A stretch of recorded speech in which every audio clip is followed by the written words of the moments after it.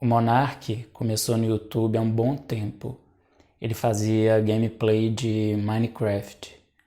Então ele passou um tempo fora, ele se desligou completamente da internet e voltou recentemente com o Flow Podcast. E com o Flow ele tem exposto as ideias dele. Ele diz que foi ateu por muito tempo e que graças a uma série bíblica do Jordan Peterson, ele passou a acreditar em Deus. Jordan Peterson é doutor em psicologia canadense, ele deu aula em Harvard, ele tem 2 livros publicados. E a minha história é um pouco parecida com a do Monark, porque o meu primeiro passo para me converter foi através do Jordan Peterson também. Porque no momento muito difícil da minha vida, que eu ainda vou contar para vocês, eu acabei chegando em um texto do Jordan Peterson. O Monark viu uma série de palestras que ele fez sobre a Bíblia. Eu cheguei numa transcrição dessa palestra, que é um texto gigante sobre Caim e Abel. Depois que eu li esse texto, eu me transformei, porque finalmente eu consegui entender a Bíblia de uma forma racional. Eu me converti, né? Eu passei a crer, só que eu ainda via a Bíblia de uma forma como se as histórias, os relatos bíblicos fossem metáforas, que é o caso do Monark. Até hoje ele está com essa ideia, ele está vendo a Bíblia de uma forma muito racional. E eu passei por essa fase, só que eu fiquei só um mês nisso, porque teve um cara que insistiu muito comigo para eu ir para a igreja. Eu não queria ir para a igreja de jeito nenhum, mas pela insistência dele, eu acabei indo só para não ficar feio, né? Porque eu realmente não queria ir, mas eu pensei assim, esse cara tá perdendo tempo comigo, ele tá conversando comigo, eu devo algo a ele. Então eu fui para agradar essa pessoa, esse cara que eu conheci, que tentou me converter na rua, encontrei com ele na rua. Eu fui para a igreja sem querer ir, e no primeiro dia eu já tive um encontro com Deus. Esse encontro ele não é racional, ele é emocional, vai além até, não é só emocional, é uma coisa que é até difícil até de descrever. Só que o Monark e o Igor, que fazem o Flow Podcast, eles conversaram com o Iago Martins, né? É o segundo podcast que eles fazem com o Iago. E o Iago é um pastor, ele é professor também, ele é um cara super inteligente e super racional.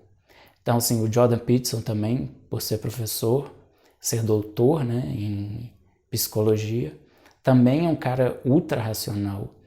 Então, mesmo que o Monark tenha se convertido, ele ainda não acredita na Bíblia verdadeiramente, porque ele vê a Bíblia como se fosse metáforas, né? O que é uma metáfora? A metáfora é uma figura de linguagem que ela passa por algo. Por exemplo, se eu digo, aquela menina é uma flor. Quando eu digo isso, eu quero dizer que a menina é delicada como uma flor, bonita como uma flor, como se fosse uma flor, mas ela não é uma flor.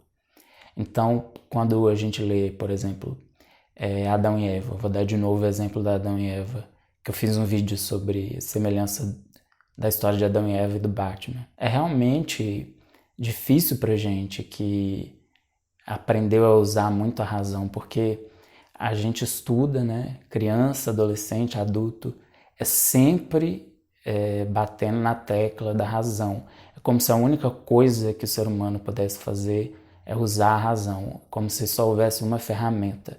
Então, se eu tenho só um martelo, tudo que chegar na minha frente eu vou tratar como se fosse um prego. Quando eu leio Adão e Eva, por exemplo, a serpente falou com Eva, Eva comeu o fruto da árvore do conhecimento do bem e do mal, fruto proibido, e isso ocasionou a expulsão do paraíso.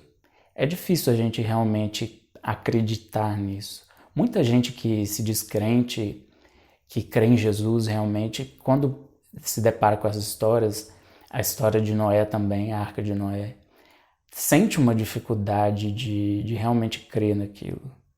Porque a gente usa a razão para tudo, é como se só existisse a razão. Mas então o monarca, ele vê a Bíblia dessa forma, então ele ainda não se conectou de verdade com Deus. Ele não sentiu ainda a presença de Deus. E como que a gente pode olhar para essas histórias de uma forma não tão racional? O jeito que eu encontrei foi através da simbologia. Por quê? O símbolo, diferente da metáfora, a metáfora é como se fosse. O símbolo é a mesma coisa. O símbolo, ele se coloca no lugar do que ele está se referindo. Ele toma lugar do que ele está se referindo. Não é como a metáfora. O símbolo ele se torna aquilo. Quando a gente lê que Eva foi tentada pela serpente, foi exatamente isso que aconteceu. Só que para a gente poder enxergar isso de uma forma mais concreta, de uma forma mais clara, a gente pode usar a narrativa. É uma coisa mais poética. Por exemplo, eu vou dar um exemplo. Imagina que um amigo meu chega para mim no final do dia, eu encontro um amigo, aí ele fala para mim: "E aí, Felipe, como é que foi o seu dia?" Eu posso responder para ele da seguinte forma: meu celular despertou às 7 horas da manhã, eu peguei o celular do chão, coloquei soneca mais 5 minutos, coloquei o celular de volta no chão, dormi mais 5 minutos. O celular apitou de novo, eu desliguei o alarme, sentei na cama, coloquei os chinelos, levantei e fui no banheiro. Olhei para o espelho, abri a boca de sono, abri a torneira, joguei água no rosto, sequei o rosto, peguei a escova de dente, coloquei pasta de dente nela, só um pouquinho, liguei a torneira de novo, molhei a pasta na escova de dente, fechei a torneira, comecei a escovar os dentes. Dei 2 círculos no lado esquerdo, 2 círculos no lado direito, na frente eu coloquei... Quando meu amigo me perguntou como foi meu dia, não era isso que ele estava esperando. Ele não quer um relato, ele não quer saber exatamente como foi o meu dia. Ele quer saber o que aconteceu de importante no meu dia. Dessa forma eu respondo para ele: olha, hoje eu comecei meu canal no YouTube.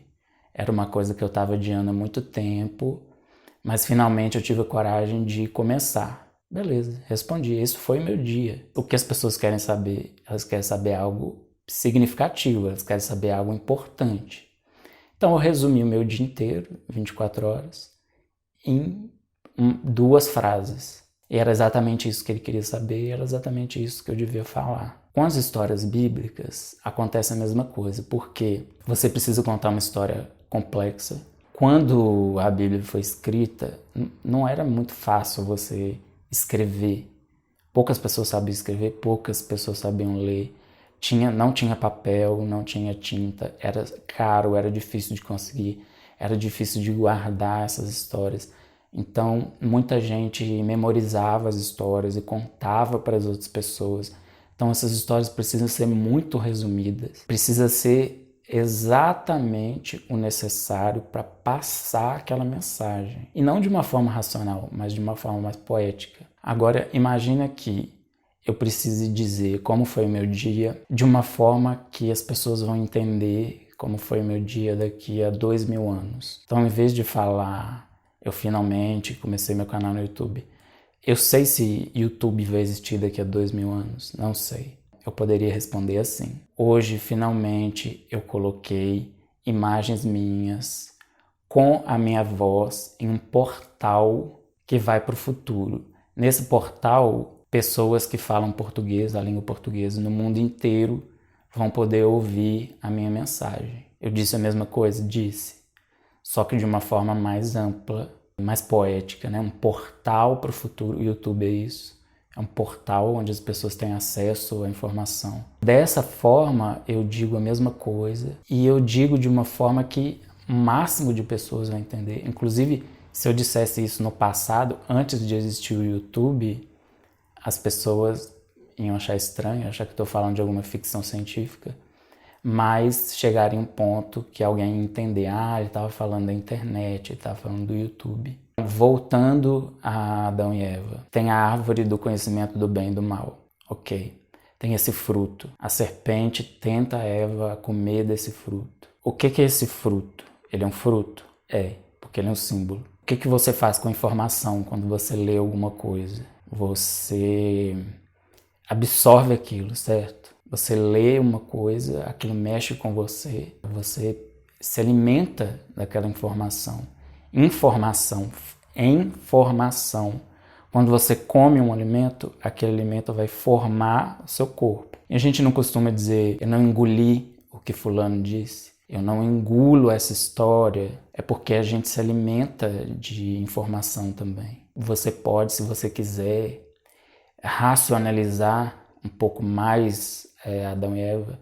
Você pode falar que o conhecimento do bem e do mal pertence a Deus. Mas o ser humano comprou essa ideia, se alimentou dessa ideia de que o próprio ser humano poderia saber e escolher o que é o bem e o mal. Eu posso começar a racionalizar as coisas, mas se eu ver como uma metáfora, eu nunca vou realmente levar a sério tudo isso.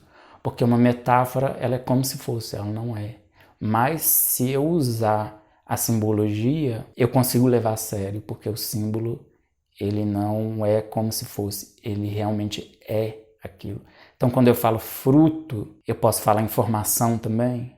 Posso, mas eu posso continuar falando fruto. As pessoas entendem isso. Se você tem fé, acredita nisso, você come do fruto da fé, vamos dizer assim. Então, não sei se eu consegui ser claro, porque esse assunto é um pouco complicado mesmo. O monarca, ele ainda está preso nessa fase de acreditar em Deus, ok, já é um avanço muito grande, mas ele ainda está nessa história da metáfora. Eu fiquei um mês nisso. Se eu não tivesse ido na igreja, se não fosse alguém insistir muito para eu ir, eu poderia ter ficado muito mais tempo realmente preso nisso. Mas é incrível quando você começa a entender que a Bíblia é a verdade. E não é só algumas partes que são verdades. É a Bíblia inteira. É tudo. Tudo que está ali é verdade. Se você gostou desse vídeo, por favor, se inscreva no canal, curta, comente, deixe seu comentário. E também compartilhe o vídeo, porque o canal está começando agora, então qualquer ajuda que você puder me dar, eu vou agradecer bastante. Valeu, até a próxima.